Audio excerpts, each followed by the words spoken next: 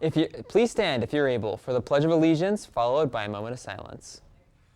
I pledge allegiance to the flag of the United States of America and to the republic for which it stands, one nation under God, indivisible, with liberty and justice for all.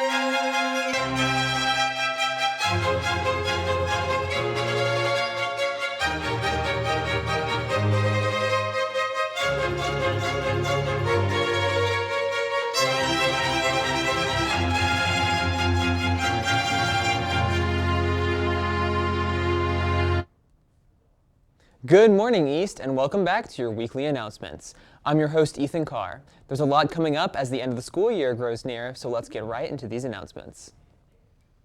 For Dylan Anderson's senior project, he has implemented a food cart in the East cafeteria. Students can leave untouched food from their trays on a food cart. Any student still hungry can get anything they want from the cart. This cart is located in the cafeteria next to the salad bar and is free to use for any student who may need it. Due to weather complications, Sports Physical Night has been moved to April 19th. Sports physicals will be available in the gym for $30. Students need to register at door 48 from 5:30 to 7:30 p.m., and the physicals will happen from 6 to 8 p.m. A parent must be present. On April 24th, there will be a football call-out meeting in the cafeteria at 6. East Theater's spring production is a play called After Juliet. Performances will be held on April 28th and 29th at 7 p.m. and the 30th at 2:30 p.m. Tickets are sold online for $7, but students who have their student ID can purchase a ticket at the door for $2. Prom will be Saturday, May 6th and at the Commons, and is open to both juniors and seniors. Tickets will go on sale at the bookstore for $20 on April 24th, with more information at bcseprom.com. Last Wednesday, Patrice Fountain was honored as East Classified Staff Member of the Year. This award was chosen by other staff members who nominated their fellow employees. As the weather starts to warm up, the question presents itself: is it time for shorts? East Media's junior, Ethan Silcox, is here to help us answer these hard-hitting questions. Thanks, Ethan. Coming up in weather, tomorrow will be sunny with a high of 79 and a low of 51.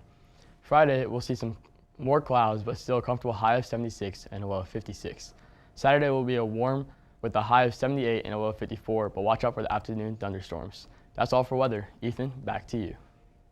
Thanks, Ethan. Now let's hear from Matthew Degner about global and local news. Welcome to this week's edition of the Matthew Minute, where news topics are presented in a brief format. I'm your host, Matthew Degner, and we're starting off yet again by discussing Russia and NATO. After Finland's recent ceremonial acceptance into NATO, tensions in Eastern Europe are roping up. Russian Aerospace Forces Deputy Commander Andrei Dimin said, quote, "Under these conditions, air defense troops are practicing the protection of the state border in the northwest in accordance with the increased threat level." With more heavily monitored borders and threat of invasion constantly looming, both sides seem to now just be waiting for someone to make a move. In U.S. news, a student from an unnamed Minnesota college has been arrested on charges of conspiracy to commit second-degree murder after items including empty magazines, knives, a tactical vest, and more were found in his dorm room. In a further investigation, a seized journal reportedly contained notes on plans such as stealing ammunition from a retailer, maps of the school with arrows and directions, lists of police frequencies, and annotations on where to shoot someone in the body. These threats come during days of increased school violence and gun violence as a whole spiking in America. In state news, sprint car racing driver Justin Owen was killed in a race at Lawrenceburg, Indiana Speedway. Justin, a 26-year-old, has had success in the championship last season, winning 2 feature races and the title in 2022. The U.S. Auto Club announced his passing on April 10th, after an incident in the race where Mr. Owen's car struck the wall and subsequently flipped several times. The rest of the event was canceled after the crash, and while accidents and injuries are no stranger to motorsport, as technology and safety progress, it's easy to forget about the extreme dangers of the sport. Finally, in local news, a courthouse hearing in regard to the Hope teen who shot and killed a young man last November is currently ongoing. The shooter, Mr. Kidwell, claims that he thought he was aiming a low-powered replica toy airgun at Bragg, but the victim was shot with a .40 caliber bullet. A tentative trial date has also been set for August 1st. More updates on this story in future episodes. But for today, that wraps up this week's top stories. Thank you for joining me. Signing off, I'm Matthew Degner. And remember to stay informed. Now it's time to look at our sports teams and what's new.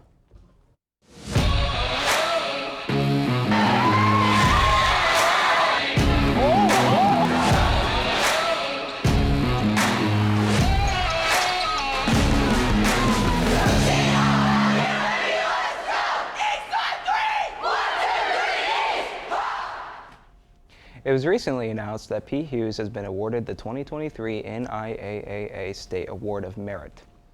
Congratulations to Sage Stahl, who was announced to the 2023 Women's Indiana All-Star Basketball Team. Chase Safe has recently committed to Franklin College to play baseball. Congrats to him. And congratulations to Ben Silva. He committed to the Olivet Nazarene University. Our softball team swept a doubleheader against Greensburg, with both games being 7-1. Upcoming in sports, our girls softball team has a doubleheader on Saturday. Our men's baseball team has a busy week playing today, tomorrow, Friday, and Saturday. And our men's volleyball team has a game on Monday. Good luck to our O's. Ethan, back to you.